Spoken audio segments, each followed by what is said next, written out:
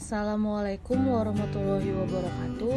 Saya Sakna Zetalia dengan NIM 1511520002 kelas B D3 Transportasi angkatan 2020. Ingin menjelaskan tentang tugas UAS Fisika Terapan, yaitu tentang perhitungan vektor demi memenuhi tugas yang telah diberikan dosen pengampu, yaitu Ibu Siti Sahai. Di sini ada definisi vektor. Secara umum, vektor adalah suatu besaran yang mempunyai besar dan arah. Sebagai contoh, kecepatan gerak sebuah benda adalah suatu vektor. Karena di samping harus menyatakan beberapa besar kecepatan, kita juga harus menyatakan arah gerak. Selanjutnya ada beberapa pengertian vektor. Yang pertama, vektor merupakan himpunan besaran-besaran di mana masing-masing besaran disebut dengan elemen vektor. Yang kedua, vektor merupakan besaran yang mempunyai arah dan besaran yang menyatakan dengan garis berwarna. Yang ketiga, vektor merupakan matriks yang berondo nx1 atau 1xn. Yang pertama ada notasi vektor. Secara geometris, vektor dapat dinyatakan sebagai segmen-segmen garis terarah ataupun panah-panah. Arah panah menentukan arah vektor dan panjang panah menyatakan besarnya. Penotasian vektor biasanya dengan menggunakan titik pangkal dan titik ujungnya. Terdapat dua vektor yang berbeda. Yang pertama memiliki titik pangkal A dan titik ujung B, sehingga notasi dari vektor tersebut adalah A, B. Cara menuliskan notasi vektor. Penulisan simbol atau lambang vektor dapat dilakukan dengan dua cara sebagai berikut. Yang pertama, vektor disimbolkan dengan dua huruf besar atau satu huruf yang di atasnya diberi tanda anak panah. Yang kedua, vektor disimbolkan dengan dua huruf besar atau satu huruf yang ditebalkan. Kedua, vektor di dimensi 3 atau R3.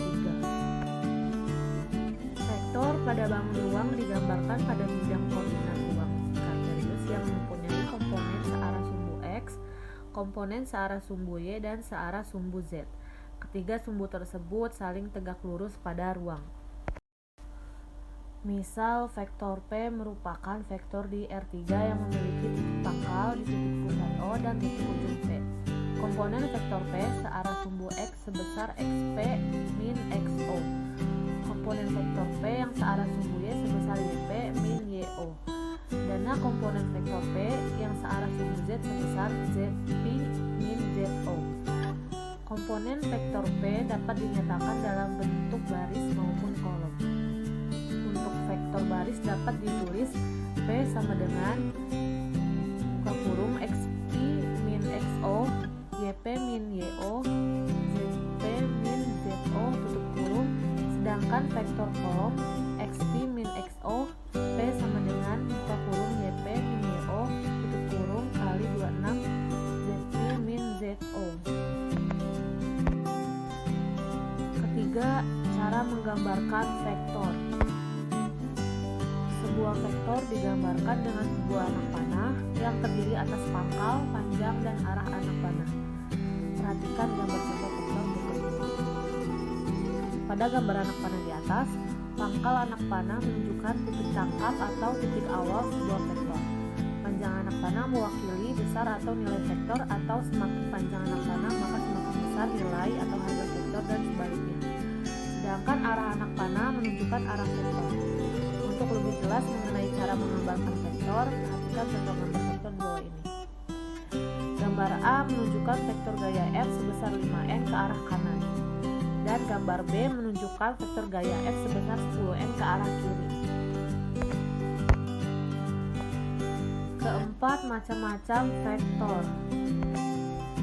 Yang pertama ada vektor sejajar. Vektor sejajar adalah dua vektor atau lebih yang mempunyai arah dan besar yang sama. Contoh soal penjumlahan vektor sejajar. Misalkan Andi sedang berpergian mengelilingi kota Bandung dengan sepeda motor. 2 jam pertama, Andi bergerak lurus ke timur dan menempuh jarak sejauh 50 km. Setelah istirahat secukupnya, Andi kembali melanjutkan perjalanan lurus ke timur sejauh 30 km lagi. menentukan besar dan arah resultan perpindahan Andi. Diketahui perpindahan A sama dengan 50 km arah timur, perpindahan B sama dengan 30 km arah timur. Maka R sama dengan A tambah B. R sama dengan 50 tambah 30 sama dengan 80. Jadi resultan perpindahan Andi adalah 80 km ke arah timur. Contoh soal pengurangan vektor sejajar.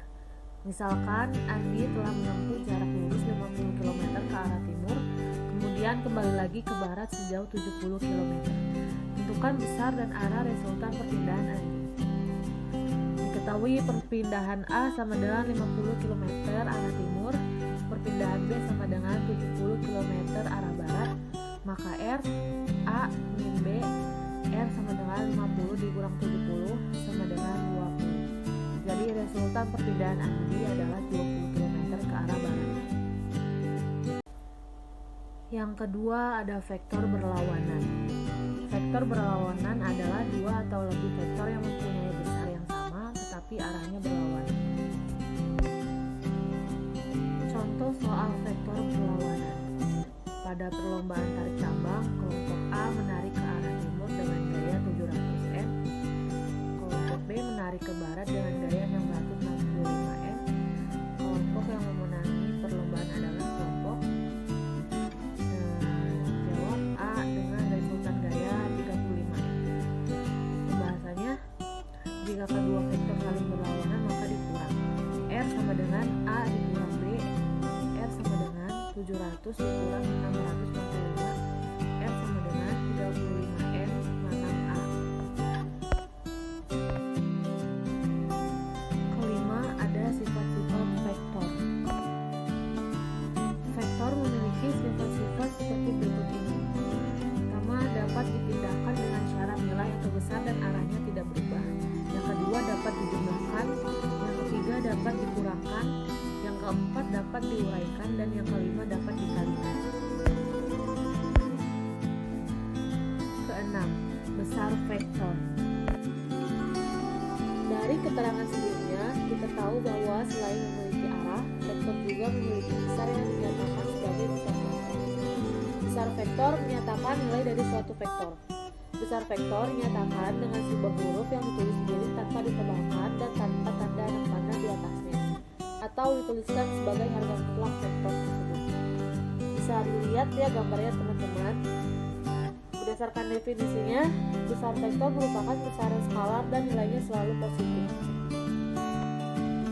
Yang ketujuh, metode penjumlahan vektor. Nah, metode pertama ini ada metode grafis.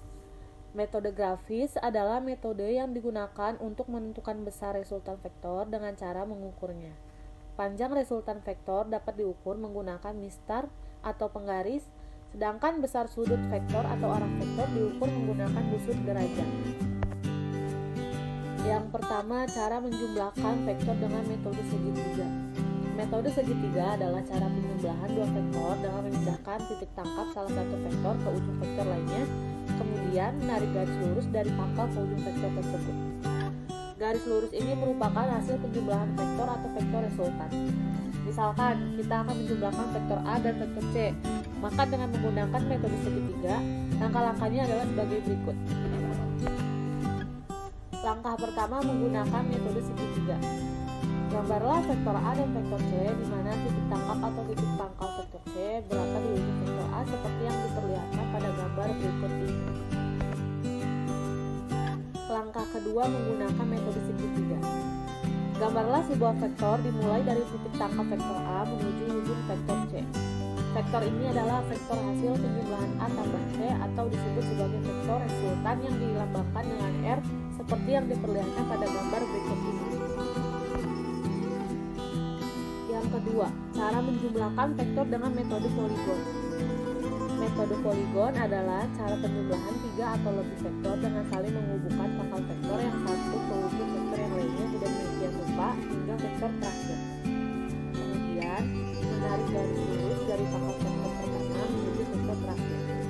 Garis lurus inilah yang disebut sebagai hasil penjumlahan vektor atau resultan vektor.